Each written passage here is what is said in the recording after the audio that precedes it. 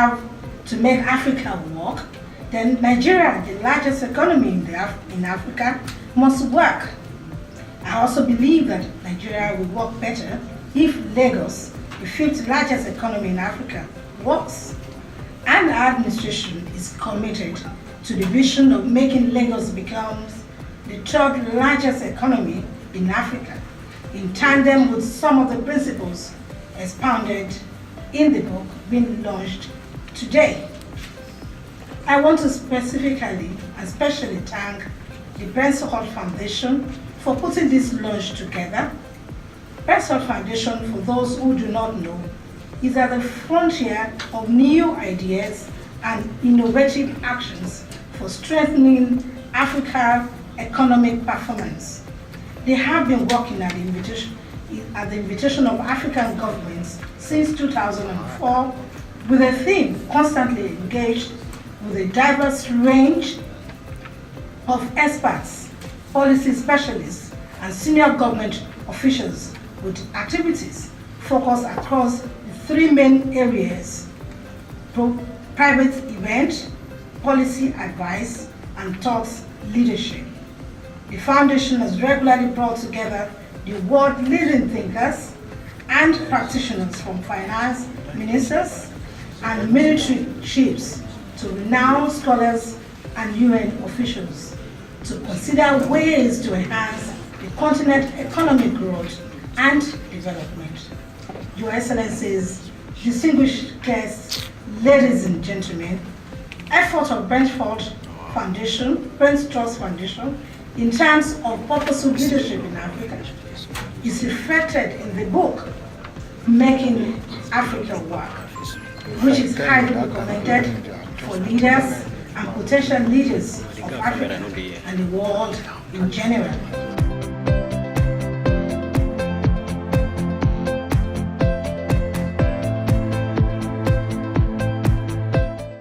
Leadership, continuity, and finance. That simply is the problem. In leadership to understand, leadership to take the right action, reform that is necessary, leadership to show integrity, leadership to show transparency, and leadership to really make the right choice or right choices. And then, of course, continuity.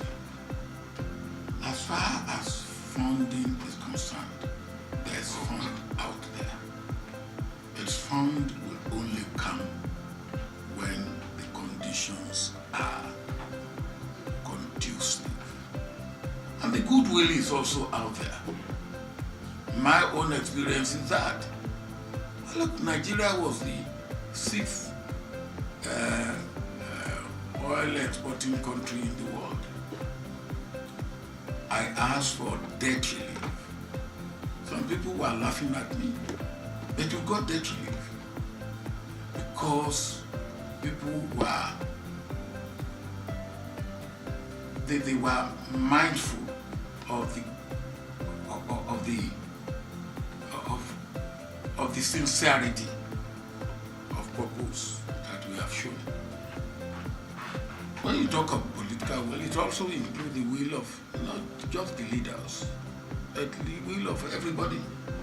And that's the point that has been made. I think Greg made that point, that we are not just saying the leaders, but all hands must be on deck. And I think I tried to make that. Now, the point is that the change, the reforms that we have to make, we must be absolutely clear. And it's not a one-night event. It's not even a one-regime event. It has to be continuous. It has to be sustained.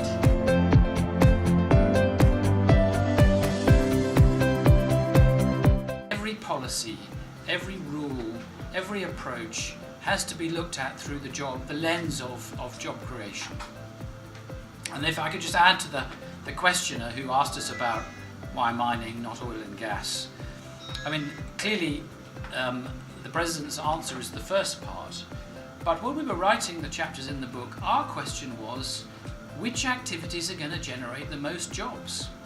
How many more jobs are you going to get out of the oil and gas sector via the underground commodity sector? And we felt that's where we should put the emphasis, because ultimately the book is about creating jobs. And governments have got to have the same ruthless priority.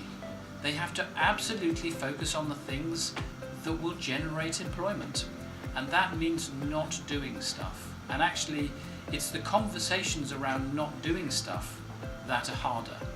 And in the Foundation's work, when we're working with governments, we try really to focus on the top 9 issues to do with employment. And we have many arguments about what's in and what's out.